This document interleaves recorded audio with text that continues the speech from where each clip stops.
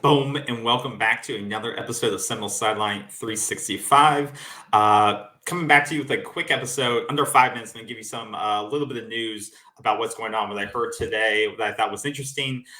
So it looks like Florida State's been in touch with I would say, a pretty good prospect that's in the portal and still available. He entered his name on April 18th, so before the deadline. He's not a grad transfer by any means. He's a player with 2+ years of eligibility still left. I believe he's a true sophomore, a guy that you may be familiar with because Florida State was deep in his recruitment out of high school. He goes by the name, it is his name. What am I talking about? Tywone Malone.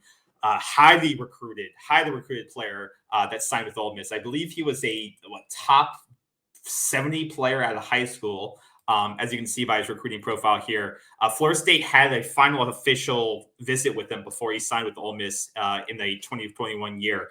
So he's been out of high school a couple of years here. Hasn't had a huge impact on the college game as of yet, but you can see here by the little bit of career stats that he has, he slowly started to get playing time, and with that playing time, he slowly started to get some production. So 10 total tackles last year, 1 sack, and most of that production came at the end of the season. As you can see, his best game was the last game he played for the year against Texas Tech with 2 total solo tackles and 1 sack. I believe he had a pass deflection in that game as well. So what you're getting here and why Florida State's in contact with, so that's the biggest news. There's no news of him coming on campus this weekend or anything like that, but they've been in contact with him. One of, I think, a handful of schools, and these are big time schools: Michigan, Ohio State, Miami. A lot of big time programs are in touch with him. The reason it is because it's a lot of high upside with this kid, right? Multiple years of eligibility still left. This is almost like you're re-recruiting him out of high school. This is a guy that has 2+ years of eligibility still left. So if you're a team that's has a veteran defensive line, and this is a guy that is known to be pretty athletic. He's a dual sport player. Keep that in mind. He plays baseball for Ole Miss. And once again, his production there is not super. He's an infielder. This is hard to read. This is a horrible site in terms of seeing the stats. I had to zoom in really badly. As you can see here, he's only had 19 at-bats in his career. So not a ton of production there, but this is something that's important. This guy, if you can play both sports, you have some athleticism to you, right? Jameis Winston, multiple athletes, Deion Sanders, guys that can do this, especially if you're on the defensive line. The guy's got some power and athletic ability behind him. So this is a guy that these programs see as a still developing piece that has a high ceiling to him, right? And that's a reason why Florida State is going after him to this point, is that you're not coming in and hoping you get 1 year of production with them. Florida State's looking at their depth chart and saying, look, we have a ton of veteran guys on our defensive line right now, right? What are we going to do? Like, do we feel confident that our high school recruiting, do we want to rely fully on our high school recruiting, or do we want to treat this portal prospect like a extension of our high school recruiting, right? Because when you look at our defense right here, when you look at our depth chart quickly, you'll see, like I said, on the defensive tackle side, Fabian's going to be gone next year. Fisk will be gone next year, after next year. Dennis Briggs, gone next year. Dale Jackson may be gone next year, depending on how this goes. Probably back, but he could be gone.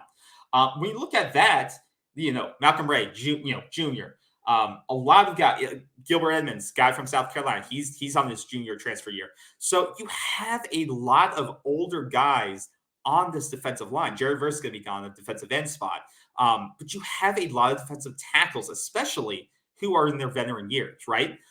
And you're going to have to find a way to quickly supplement that talent. Because we saw it last year with the defensive line, the interior a lot of times got eaten up by some good running teams, right?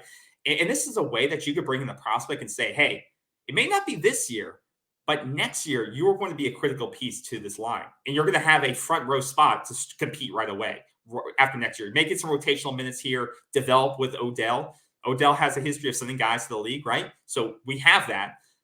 But in the next 2 years, you'll have 2+ years to compete for a starting spot at Florida State. That's what they can sell to him. This kid's from New Jersey. There's no hometown recruiting pitch or anything like that. But the good thing is you have a prior relationship of working with this kid before out of high school. You had one of his last official visits before he signed with Ole Miss. Didn't work out there. So you're getting your second recruitment with him. You have a relationship. No one, all the main coaches are still with Florida State, right? Odell, Norvell. The second thing is that you have potential available playing time next year, after next season, right? A lot of veterans on this roster. You can sell that to him.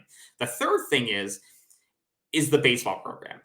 The bad thing is the baseball program right now is kind of in the crapper, but it's being rebuilt, right? You got Link Jarrett, first season, trying to overhaul that roster, just kind of like Mike Norvell did. He's got to figure some things out. And I think Florida State may be able to give him the opportunity to continue to play that he wants. This is something he said, that he wants to continue his journey on playing baseball.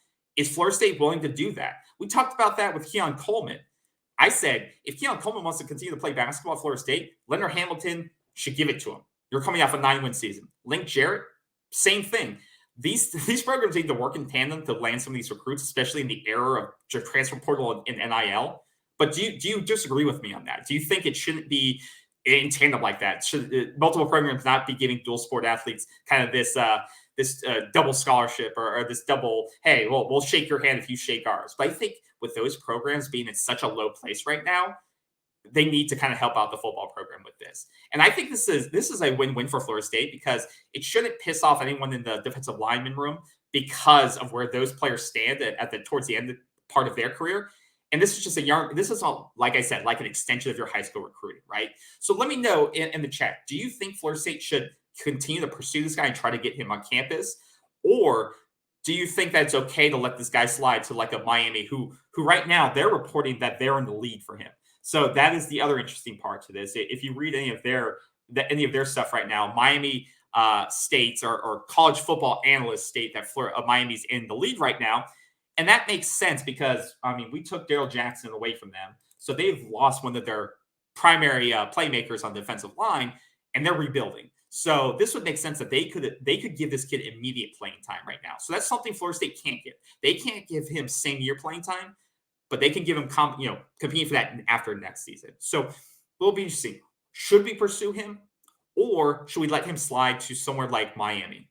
Do we want to play against him? That's the big thing. Or, I mean, if it's between Miami and Ohio State, I would think he would go to Ohio State, but you never know. You never know. It could be just up to playing time, and Miami can definitely give him immediate playing time. So let me know in the comments what your thoughts are. Do you want to use these scholarships other places, or do you think this guy is worth the scholarship? Let me know in the comments. I'd love to hear your thoughts. Speak with you soon. Take care, everyone. Bye-bye.